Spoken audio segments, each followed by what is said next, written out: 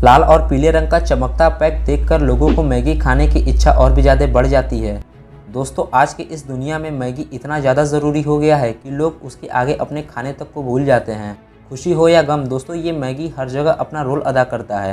लेकिन क्या आपने कभी ये सोचा है कि मैगी भारत में कैसे आई और शुरुआत में लोग मैगी को क्यों नहीं पसंद करते थे? तो चलिए जानते हैं इस वीडियो में मैगी के बिकने का पूरा सफ़ेद इतिहास। चैनल पर नए हैं तो वीडियो को लाइक करके चैनल को सब्सक्राइब कर लें। मैगी की अगर हम बात करें तो इसकी शुरुआत 19वीं सेंचुरी से होती है। 19वीं शताब्दी वो समय था जब स्विट्ज़रलैंड में इंडस्ट्रियल रेवोल्यूशन चल रहा था।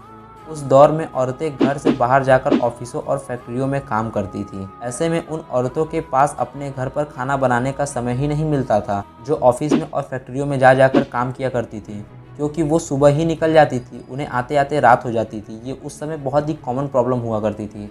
इसीलिए इन सभी समस्याओं को देखते हुए स्विट्ज़रलैंड में ही स्विस पब्लिक वेलफेयर सोसाइटी ने जूलियस मैगी नाम से एक इंस्टेंट फूड की शुरुआत की। इस जूलियस मैगी को बनाने का मेन मोटिव ये रहा कि ये मैगी खाने में टेस्टी हो और जल्दी बन भी जाए, साथ ही इसे पचा पाना काफ़ी ज़्यादा आसान हो। इस जूलियस मैगी को बनाने के कुछ समय बाद ही और भी तरह तरह के इसी टाइप के फूड बनने लगे, जिसमें सूप और बीन सूप को भी जोड़ा गया। आज के समय में बड़े बड़े सिटियों में सूप भी काफ़ी प्रचलन में चल रहा है, लेकिन इसकी भी शुरुआत इन्हीं जगह से हुई। इसके बाद 1882 में मैगी को इंस्टेंट फूड के रूप में मार्केट में भी लॉन्च किया गया। यहाँ इंस्टेंट फूड का मतलब होता है कोई ऐसी खाने की चीज़ जिसे तुरंत बनाकर खाया जा सके। मैगी का नाम मैगी रखने का भी एक बहुत ही दिलचस्प कारण है। वो ये है कि मैगी को स्विस वेलफेयर सोसाइटी के अंडर में बनाया गया था, लेकिन एक व्यक्ति का उसमें सबसे ज़्यादा योगदान था, जिसका नाम जूलियस माइकल जोहान मैगी था। मीन्स मैगी उनकी टाइटल थी, मतलब कि उस व्यक्ति का टाइटल ही मैगी हुआ करता था। इनके ज़्यादा योगदान की वजह से ही इन्हीं के टाइटल पर ही इस इंस्टेंट फूड का नाम मैगी रखा गया। धीरे धीरे मैगी का दायरा बढ़ने लगा और साल 1912 में अमेरिका और फ्रांस के अलावा कई अलग अलग देशों में मैगी बिकने शुरू भी हो गए। लेकिन एक दिन ऐसा आया कि इनका व्यापार एकदम से थम गया। इसके बाद सदमे में आकर वेलफेयर मैगी की डेथ हो जाती है। फिर भी बाकी के लोग इस मैगी को बनाना बंद नहीं किए, वो बनाते गए। धीरे धीरे मार्केट में फिर से जान आया और मैगी अपना रफ्तार फिर से पकड़ लिया। लेकिन यहाँ सबसे ज़्यादा अफसोस की बात यह है कि मैगी के जनक अब नहीं रहे। मैगी की डिमांड मार्केट में इसलिए ज़्यादा बढ़ने लगी क्योंकि 1947 में नेस्ले कंपनी ने मैगी को खरीद लिया।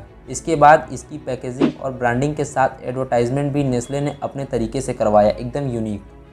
तब तो मैगी की डिमांड और भी ज़्यादा बढ़ गई। नेस्ले भी स्विट्ज़रलैंड की ही कंपनी थी। साल 1984 में नेस्ले ने इंडिया में भी मैगी को लॉन्च किया। उस समय इस बात का अंदाज़ा नहीं था कि ये मैगी आने वाले समय में कई सौ करोड़ लोगों की मनपसंद चीज़ें बन जाएगी। इस मैगी को सबका फेवरेट बनाने में इंडिया का बहुत ही बड़ा योगदान रहा है, क्योंकि इंडिया ने नेस्ले मैगी के ब्रांड प्रमोशन के लिए 100 करोड़ रुपए खर्च कर चुका था। मैगी को सबसे ज़्यादा फेम इंडिया में ही मिला था, क्योंकि मैगी को अदर देश के लोग कुछ खास नहीं पसंद करते थे। कुछ अमीर लोग ही होते थे जो मैगी को नाश्ते के रूप में यूज़ करते थे। लेकिन समय के साथ लोगों का रहन सहन बदला और साल 1999 में ये मैगी सबकी फेवरेट बन गई। फिर बाद में विदेशों में भी इसको काफ़ी ज़्यादा पसंद किया जाने लगा और धीरे धीरे इसका दायरा बढ़ने लगा, जिसके बाद इसे अमेरिका और फ्रांस में भी बेचा जाने लगा। उस समय नेस्ले कंपनी सिर्फ मैगी पर ही नहीं टिकी थी, उसके और भी कई सारे प्रोडक्ट थे, जैसे केचप, मिल्क पाउडर, जिसे लोग बहुत ही ज़्यादा पसंद करते थे।